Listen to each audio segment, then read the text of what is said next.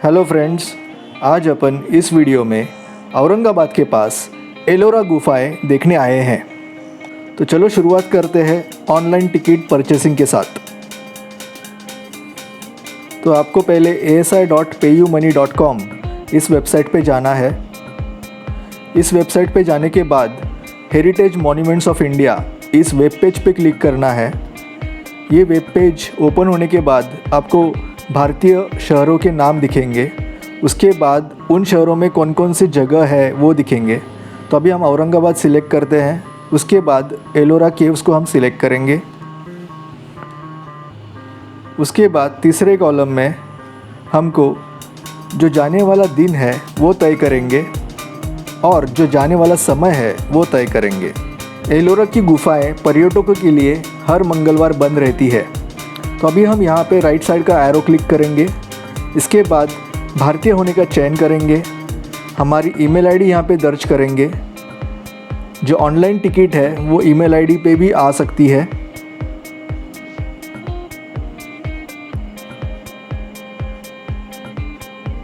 I am not a robot इसको click करेंगे। फिर हमारे डिटेल्स, हमारा नाम यहाँ पे दर्ज करेंगे। जितने सारे एडल्ट्स और बच्चे हैं उतने हम नाम दर्ज करेंगे यहाँ पे। तो यहाँ पे मैं अकेला हूँ, इसके लिए मैं सिर्फ मेरा नाम यहाँ पे दर्ज कर रहा हूँ।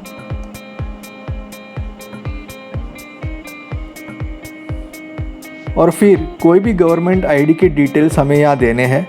तो यहाँ पे मैं आदर्श में आधार कार्ड के डिटेल्स देता हूँ। और यहाँ का जो टिकट है वो मात्र 35 रुपया है और बच्चों के लिए कोई शुल्क नहीं है। और यहाँ पे अतिरिक्त कोई शुल्क नहीं है कैमरा कैरी करने की। तो एक बार हमने पेमेंट गेटवे पे गए। पेमेंट गेटवे पे आप net banking, credit card, debit card के थ्रू पेमेंट करने के बाद आपको एक ऐसी प्रकार की टिकट डाउनलोड करनी है जिसमें QR कोड है। और वो QR कोड सिक्योरिटी के यहाँ पे स्कैन होने के बाद आपको एलोरा केव्स की एंट्री मिल जाती है। आप देख सकते हैं सुंदर ऐसा वन है, आजू बाजू में बहुत सारी झाड़ियाँ हैं। एलोरा की गुफाएँ औरंगाबाद से 32 किलोमीटर की दूरी पर है। एलोरा में 3 धर्मों का प्रदर्शन होता है। शुरुआत की 3री शताब्दी से 7वीं शताब्दी तक बुद्ध लोगों की गुफाएं बनाई गई। 7वीं शताब्दी से 9वीं शताब्दी तक हिंदुओं की गुफाएं बनवाई गई और 9वीं शताब्दी से 11वीं शताब्दी तक जैन लोगों की गुफाएं बनवाई गई। तो हम लोग तीनों धर्म और अलग अलग शताब्दी में बनाई गई उपलब्धि का सुनहरा नज़ारा देखने वाले हैं। गुफा नंबर 1 से 12 बौद्ध धर्म की प्रचार करने वाली गुफाएं हैं। गुफा नंबर 12 से 29 हिंदू धर्म का प्रचार करने वाली गुफाएं हैं तथा गुफा नंबर 30 से 34 जैन धर्म का प्रचार करने वाली गुफाएं हैं। अभी हम गुफा नंबर 10 के लिए बढ़ रहे हैं। गुफा नंबर 10 बहुत ही अच्छा सा चैत्य हॉल है। सुपर्ब मूर्तियाँ, रूफिंग, कॉलम्स, डेकोरेटिव एलिमेंट्स यहाँ पे देखने के लिए मिल सकते हैं। चैत्य गुफाएं यानी प्रेयर हॉल है और विहारा गुफाएं यानी रहने की जगह है। अंदर गुफा में रोशनी की कमी के कारण वीडियो की क्वालिटी अच्छी नहीं आती, इसके लिए हम इसके ज़्यादा डिटेल वीडियोस नहीं बना सके। लेकिन यहाँ पे जो गौतम बुद्ध की जो मूर्ति बनाई गई है वो अप्रतिम है और इस मूर्ति की सुंदर कलाकृति देखने के लिए आपको यहाँ पे ज़रूर आना चाहिए। ये गुफा 2 मंजिल की है। तो अभी हम पहले मंजिल की तरफ बढ़ रहे हैं। अजंता की गुफाएं पेंटिंग्स और स्कल्पचर्स के लिए फेमस है। तो एलोरा की गुफाएं सिर्फ स्कल्पचर्स के लिए फेमस है। तो अगर आपने हमारा अजंता का एक्सप्लोरेशन देखा नहीं होगा तो ज़रूर देखिए। उस वीडियो की लिंक मैं डिस्क्रिप्शन बॉक्स में शेयर कर रहा हूँ।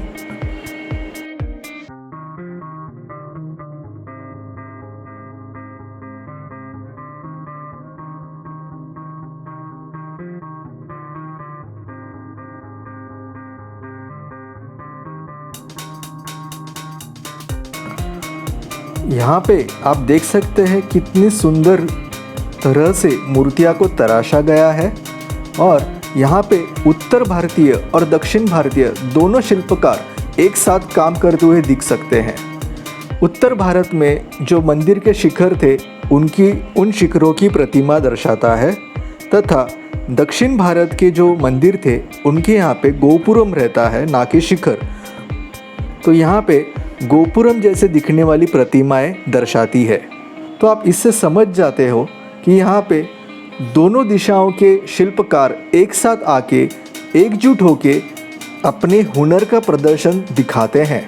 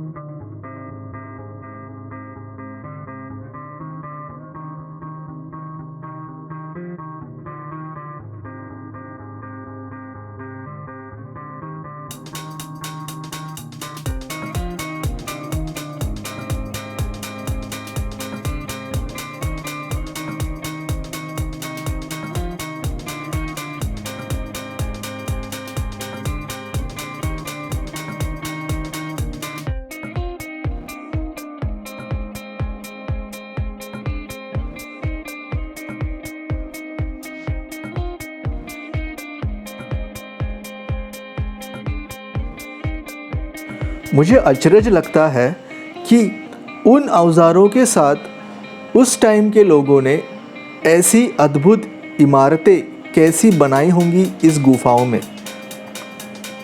ये जो पर्वत है वो ब्लैक बसाल्ट इस नाम का पत्थर से बनाया हुआ है और इसको तराशने के लिए बहुत सा समय लगता है।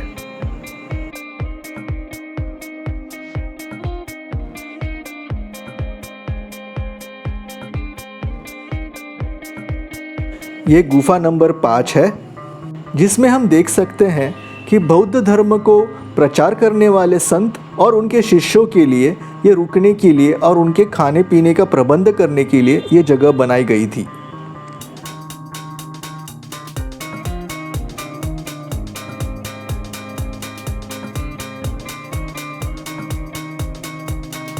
एलोरा की जो गुफाएं हैं वो उत्तर से लेकर दक्षिण की तरफ फैली हुई है और पश्चिम की तरफ देखने वाली है।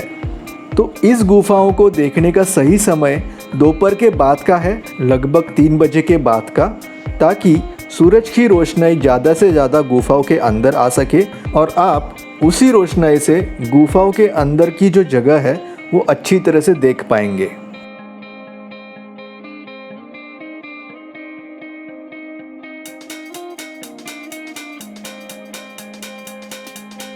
यहाँ की जो गुफाएं हैं वो फैली हुई है, इसके लिए आपको ज़्यादा अंतर चलना पड़ेगा। वही मैं एलोरा की तुलना अजंता के साथ करूँ तो अजंता में सभी गुफाएं एक दूसरे के साथ कनेक्टेड है, इसके लिए आपको ज़्यादा अंतर चलना नहीं पड़ता एक गुफा से दूसरी गुफा जाने के लिए। इसी के साथ एलोरा की जो गुफाएं हैं वो ज़्यादा क्षेत्र में फैलाई हैं, इसके लिए भी आपको ज़्यादा समय लग सकता है ये सभी गुफाएं देखने का। वही अजंता में वो गुफाएं का जो क्षेत्र है वो काफ़ी कम है, इसके लिए आप तुरंत वो गुफाएं देख सकते हैं और उसके लिए आपको ज़्यादा समय भी नहीं लगेगा। लेकिन दोनों गुफाओं की अलग अलग खासियत है और दोनों गुफाएं देखने जैसी है। यहाँ पे हम व्हील चेयर्स की भी फैसिलिटी देख सकते हैं। जो सीनियर सिटीजन्स है या जिनको चलने के लिए तकलीफ़ होती है उनके लिए ये गवर्नमेंट ऑफ इंडिया ने प्रबंध किया गया है, उसके लिए आपको एक्स्ट्रा सर्विस चार्ज देना पड़ता है। अभी हम गुफा नंबर 12 की तरफ आ चुके हैं, जो एक विहारा है जहाँ पे बौद्ध धर्म के संत और शिष्य रुका करते थे और ये 3 मंजिली इमारत है।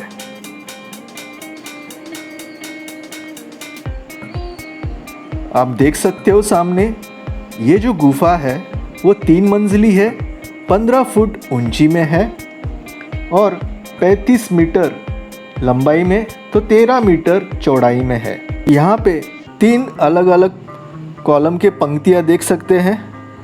शुरुआत के जो कॉलम हैं उनको अच्छी तरह से डेकोरेटिव किया गया है, बाकी जो कॉलम है वो प्लेन और सिंपल है। तो हम इससे अनुमान लगा सकते हैं कि बाकी के कॉलम्स को तराशने के लिए समय नहीं था या फिर कुछ और कारण होगा जो हमें मालूम नहीं है।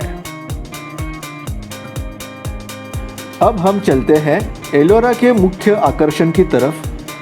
जी हाँ, गुफा नंबर 16, जो कैलाश मंदिर के नाम से भी जाना जाता है। एक अद्भुत गुफा जिसे बहुत सारी कथाएं और रहस्यमयी बातें जुड़ चुकी है। तो चलो देखते हैं इस गुफा को।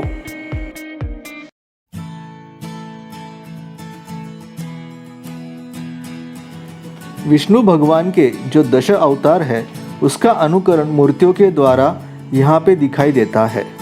गुफा नंबर 16 एलोरा गुफाओं की एंट्री पॉइंट के बराबर सामने है और इसी के लिए ये मुख्य आकर्षण भी माना जाता है।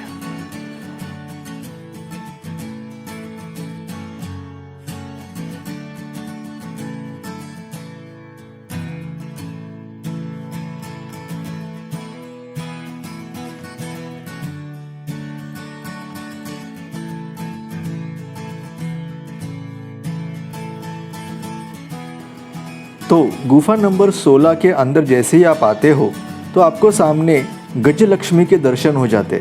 गज यानी हाथी और लक्ष्मी यानी ऐश्वर्य। तो हाथी जैसा विशाल ऐश्वर्य आपको इस गुफा में ज़रूर देखने मिलेगा।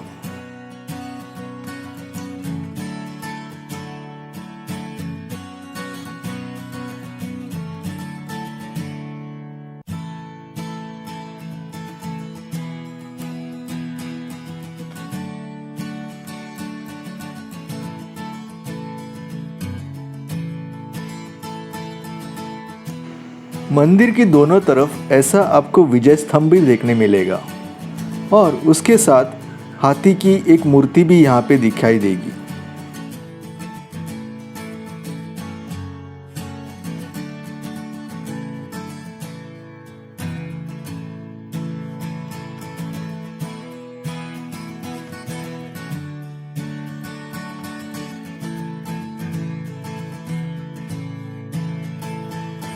भगवान शिवजी और माता पार्वती तथा भगवान विष्णु और माता लक्ष्मी इनके अलग अलग रूप मूर्तियों द्वारा पत्थरों में तराशे हुए दिखेंगे।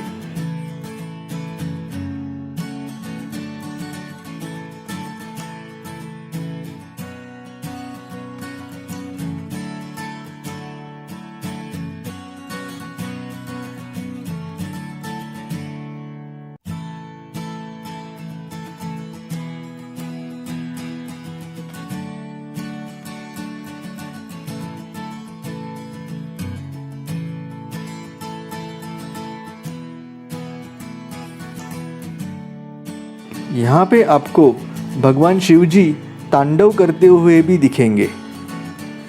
उस ज़माने के जो शिल्पकार हैं उन्होंने हुबेहूब भगवान शिवजी की तांडव करते हुए जो शिल्पकार की निर्मित की है वो अद्भुत है।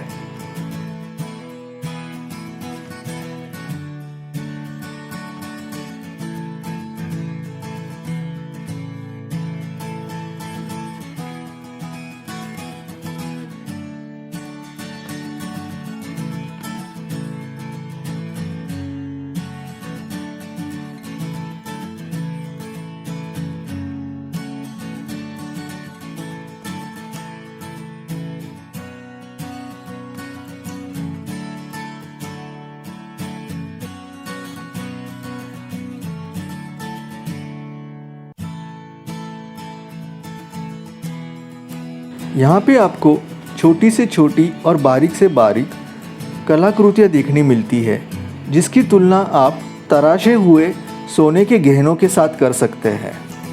और इसीलिए ये गुफाएं देखने के बाद अचरज होता है कि वो वक्त के लोगों ने जो भी साधन और उपक्रम थे उनके पास, उसके साथ ऐसी बड़ी विशाल पत्थरों में गुफाएं कैसी तैयार की गई होंगी, जिसका उत्तर आज तक किसी को भी नहीं मिला।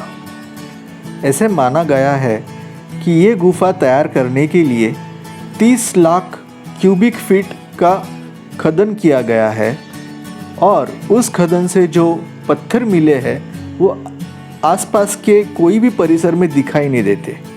तो वो पत्थर गए कहाँ, वो भी एक अचरज की बात है। भारतीय मंदिर वास्तु रचना के अनुसार भारतीय मंदिर 4 हिस्सों में बांटा गया है। पहला हिस्सा है नगाड़ खाना, दूसरा हिस्सा है नंदी मंडप अगर वो शिवजी का मंदिर है, तीसरा हिस्सा है सभा मंडप और चौथा जो आखिरी मुख्य हिस्सा है वो है गर्भगृह। अभी हम गर्भगृह के चारों तरफ से घूम रहे हैं जिसको हम परिक्रमा बोलते हैं और छोटी छोटी मंदिरें यहाँ पे दिखाई देती है। जो मुख्य मंदिर है उसके अंदर रोशनी की कमी के कारण वीडियो शूट करने का कोई अर्थ नहीं है, लेकिन आपके साथ अगर गाइड है तो गाइड के पास एक टॉर्च होती है और उस टॉर्च के ज़रिए वो पूरा मंदिर के अंदर की जो बातें हैं जैसे पेंटिंग्स है, स्कल्पचर्स है, उनकी पूरी जानकारी आपको सही देता है और वो बातें सुनकर आपको बहुत सारे अचरज होते हैं। ये मंदिर को बनाने के लिए जब ऊपर से पत्थर तराशा गया तो 31 मीटर गहरा, 31 मीटर लंबा और 40 मीटर चौड़ा इतनी खुदाई करनी पड़ी।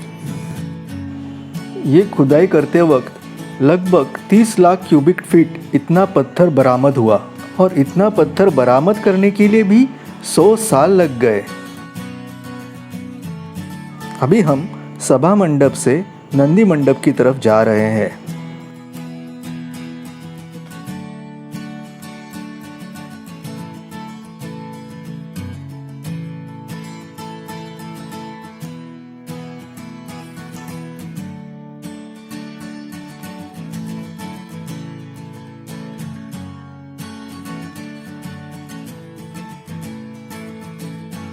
और नंदी मंडप से अभी हम नगाड़ खाना की तरफ जा रहे हैं। तो गर्भगृह में शिवजी की लिंग है, उसके बाहर सभा मंडप है, उसके सामने नंदी मंडप है और नंदी मंडप के सामने नगाड़ खाना है। और ये चारों हिस्से मंदिर के स्टेप ऑर्डर में है। नंदी मंडप से नगाड़ खाना की तरफ का जो कनेक्शन है वो एक ब्रिज की तरह है। तो क्या आप सोच सकते हैं एक ही पत्थर से तराशा गया मंदिर जिसमें ब्रिज का भी निर्माण हो सकता है। अभी हम नगाड़ खाना के भीतर खड़े हैं और सामने की तरफ हम अच्छी तरह से गार्डन देख सकते हैं। ये मंदिर दुनिया का सबसे बड़ा मंदिर है जो कि एक ही पत्थर से तराशा गया है और इसे बनवाने के लिए कई सैकड़ों साल लग गए हैं। मंदिर के दाएं और बाएं ओर समान कलाकृतियां हैं। यहाँ पर हाथी और विजय स्तंभ दिखाई देता है। मंदिर के बाएं दिशा के पत्थर पे महाभारत की पूरी कहानी कोरी गई है तथा दाईं दिशा में रामायण की कहानी कोरी गई है। तो इतना अद्भुत और अचरज जैसा ये मंदिर इस 16 नंबर गुफा में आपको देखने मिल सकता है। उस सदी में भारत देश सोने का देश हुआ करता था जिसकी संस्कृति बहुत शाही थी और इसके ऊपर लुटारू और चोरी करने वालों की बुरी नज़र थी और जो लूट सकते थे वो लूट के चले गए, लेकिन हमारा देश का जो धरोहर है और जो सभ्यता है वो लूट ना सके। यहाँ की मंदिर की जानकारी लेने के लिए यहाँ पे गाइड सर्विस भी अवेलेबल है जो कि रुपये 500 या 700 के बीच में है।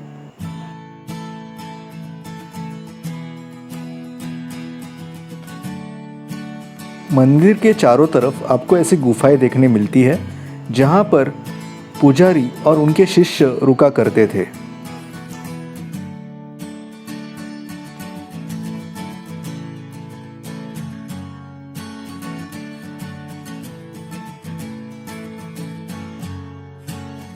सोलह नंबर की गुफा और इतर गुफाओं में फ़र्क यही है कि ये गुफा को बनाने के लिए पत्थर को ऊपर से नीचे की तरफ निकाला गया और बाकी के गुफाओं में पत्थर को सामने से निकाला गया।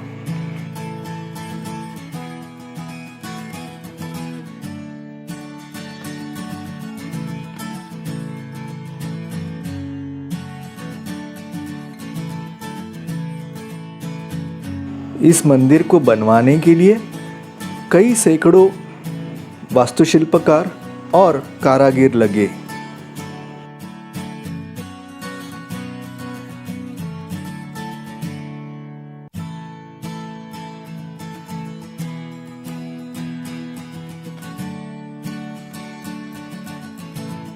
लुटारू लोगों ने इसकी जो पूरी नींव है वो भी तोड़ने की कोशिश की, लेकिन वो तोड़ते तोड़ते उनको लगभग 3 साल का समय लगा और वो कुछ ज़्यादा हानि भी नहीं पहुंचा सके।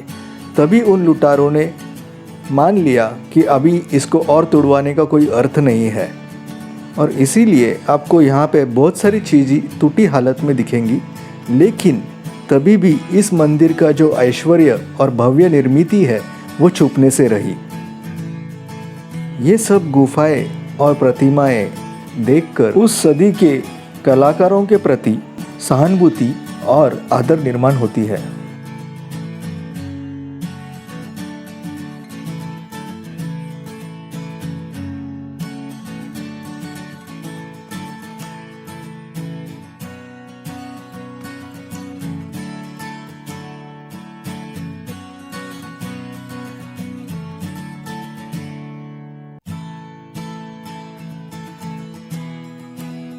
अगर आप कैलाश मंदिर के लिए गाइड सर्विस लेते हो तो आपको ये मंदिर की पूरी जानकारी लेने के लिए 1.5 से 2 घंटे लग सकते हैं।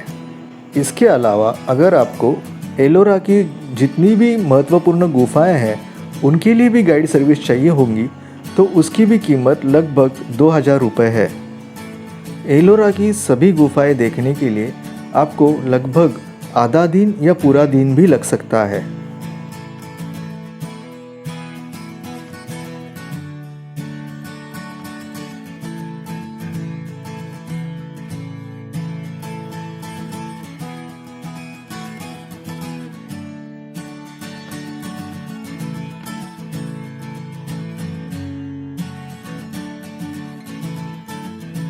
अभी तक हमने बौद्ध धर्मों की गुफाएं देखी, हिंदू धर्म की गुफाएं देखी। अभी हम बढ़ रहे हैं एसटी बस से जैन धर्म की गुफाएं देखने के लिए, जो लगभग 2 किलोमीटर की दूरी पर है, और इसी के लिए बस सर्विस का सहारा लेना पड़ता है, जिसका किराया 20 रुपया है आने और जाने का मिलाकर। ये जो बस का सफ़र है वो केवल 5 से 6 मिनट का है।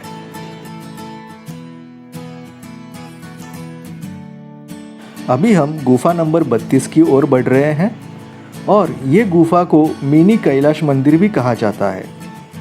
जैन धर्मों की गुफाएं में हमें भगवान महावीर की कलाकृतियाँ देखने मिलती है, और यहाँ पे जो पत्थरों में अलग अलग कलाकृतियाँ तराशी गई है उनसे हमें भगवान महावीर के जीवन काल की भी गाथा पता चलती है।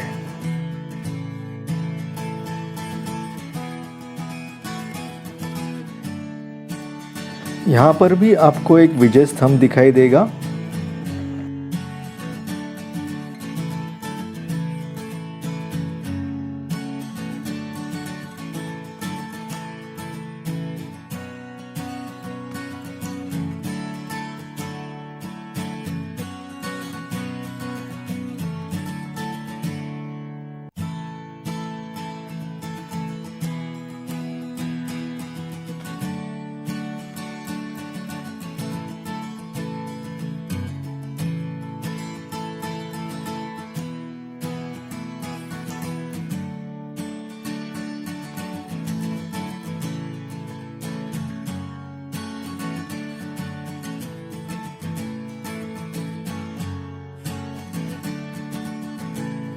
यहाँ पे आपको रेन वाटर हार्वेस्टिंग टैंक भी दिखाई देगा। बारिश के पानी को इकट्ठा करने की तकनीक उस सदी से आज तक चली आ रही है। जैसे हमने गुफा नंबर 16 यानी कैलाश मंदिर में विजय स्तंभ देखा, एक हाथी की प्रतिमा देखी, वैसे ही यहाँ पे इस गुफा नंबर 32 में हमें देखने मिल रही है, और इसी के लिए इसको मिनी कैलाश भी माना गया है।